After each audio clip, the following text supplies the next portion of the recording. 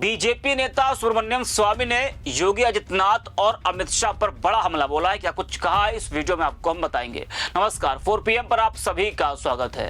दोस्तों, सुब्रमण्यम स्वामी बीजेपी के एक ऐसे नेता हैं जो अपनी ही पार्टी को आईना दिखाने से कभी पीछे नहीं हटते। वो नेता जो ना तो प्रधानमंत्री से डरता है, ना ही गृह मंत्री से और ना ही मुख्यमंत्री योगी आदित्यनाथ से। सच बोलना उनका अंदाज है, चाहे वो कड़वा ही क्यों ना हो। एक बार फिर उन्होंने कुछ ऐसा कहा है जिसने सियासी गलियारों में हलचल मचा दी है। योगी आदित्यनाथ पर तीखा हमला और अमित शाह पर चौंकाने वाला आरोप। स्वामी के तेवर साफ हैं। सवाल यह है, क्या वो अकेले सच बोल रहे हैं या कोई बड़ी लड़ाई की तैयारी कर रहे हैं। जी हाँ, चलिए बात करते हैं सुब्रमण्यम स्वामी के बड़े बयान की। जहां अधिकतर नेता पार्टी अनुशासन और पद की लालसा में चुप्पी साध लेते हैं, वहीं सुब्रमण्यम स्वामी सत्ता के गलियारों में बैठे ताकतवर लोगों को भी आईना दिखाने से पीछे नहीं हटते। स्वामी का वीडियो सोशल मीडिया पर तेजी से वायरल हो रहा है। हालांकि यह वीडियो पुराना है, लेकिन इस वक्त यह वीडियो तेजी से सोशल मीडिया पर वायरल है, जिसमें वो एक पॉडकास्ट में सीएम योगी और अमित शाह पर बड़ा हमला बोल रहे हैं। जब पत्रकार ने उनसे सवाल किया कि वो योगी के बारे में क्या सोचते हैं, तो उन्होंने कहा कि योगी का बैलून फ्यूज हो चुका है, अब ज्यादा दिन नहीं चलेगा। ठाकुरवाद कर रहे हैं, वो साधु होकर अहंकार में डूब गए हैं। साधु होते हुए उनको इस प्रकार ठाकुरवाद नहीं करना चाहिए। मैं समझता हूं कि उनका भविष्य नहीं है। योगी के गुरु को भी मैं जानता हूं अच्छे से। उनके गुरु ने ही कहा था कि उनको यानी कि योगी जी को समझाइए। वो हिंसा पर विश्वास करते थे। जब योगी जी सांसद बने तो बड़ी उम्मीद थी, लेकिन घमंड ने उनको पागल कर दिया। वहीं फिर पत्रकार ने सवाल किया कि अमित शाह के बारे में क्या ख्याल आपका, तो सीधे कहते हैं वो कि वो गुंडा है, उसने हत्याएं बहुत की हैं। एक जज थे लोया जिसकी खोपड़ी तोड़ दी क्योंकि वो शाह के खिलाफ जजमेंट देने वाले थे। कुछ गाइडलाइंस हैं जिसकी वजह से वो वीडियो आपको हम दिखा और सुना नहीं सकते हैं, नहीं तो आपको हम सुनाते भी। लेकिन ये वही वीडियो से फोटो ली गई है जिस पर बैठकर सुब्रमण्यम स्वामी ने ये बड़ा हमला योगी और अमित शाह पर बोला था। दोस्तों, ये कोई पहली बार नहीं है जब सुब्रमण्यम स्वामी ने बीजेपी के किसी बड़े नेता पर हमला बोला हो। वो पहले भी कई बार पीएम नरेंद्र मोदी और अमित शाह और भी बीजेपी के कई नेताओं पर सवाल उठा चुके हैं। स्वामी जिस तरह से बार बार अपनी ही पार्टी के नेताओं पर हमला बोलते हैं, उससे बीजेपी की टॉप लीडरशिप उनसे खासा नाराज रहती है। कई लोग तो उन्हें बागी भी कहते हैं, तो कई लोग कहते हैं कि स्वामी जी वो ना आलोचक है ना बागी, बस सच बोलते हैं। स्वामी जी के बयान हमेशा सुर्खियां बन जाते हैं। अब एक बड़ा सवाल है कि क्या स्वामी पार्टी के लिए सिरदर्द बन चुके हैं या फिर वो पार्टी के ज़मीर की आवाज है जिसे अनसुना किया जा रहा है। सोशल मीडिया पर भी उनके इस बयान की चर्चा तेजी से हो रही है।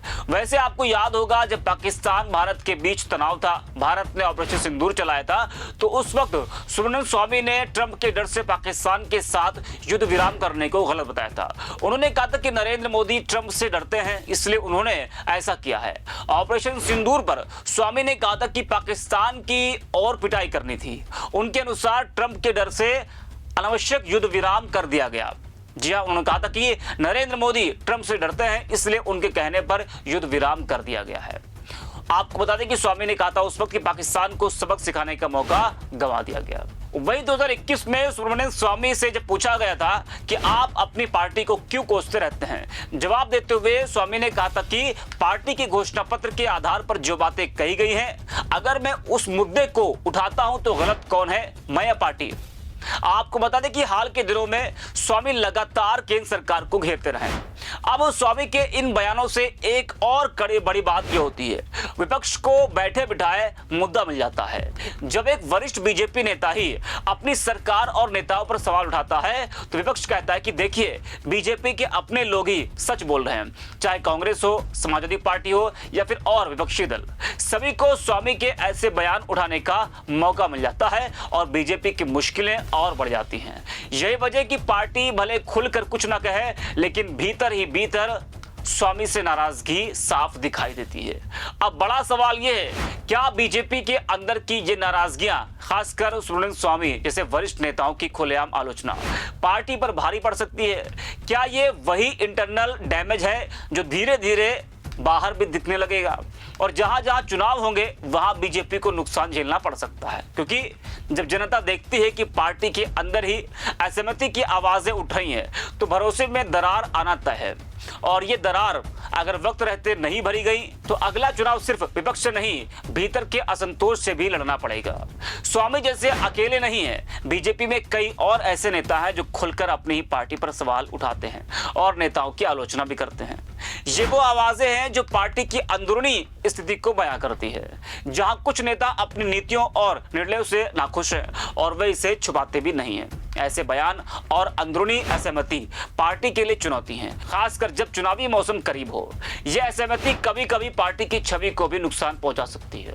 दोस्तों, सुब्रमण्यम स्वामी द्वारा योगी आदित्यनाथ पर किया गया तीखा हमला ऐसे समय में वायरल हो रहा है जब देश में आलम मोहम्मद को लेकर भारी विवाद छिड़ा हुआ है।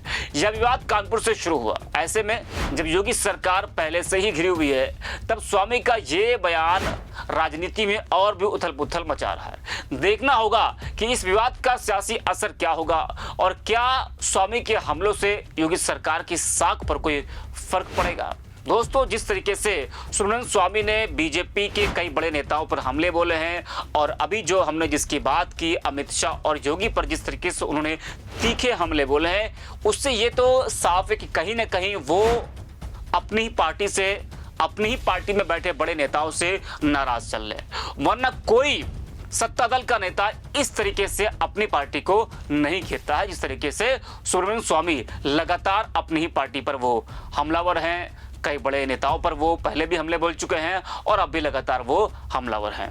इस वीडियो में इतना ही। आप देखते रहिए 4PM।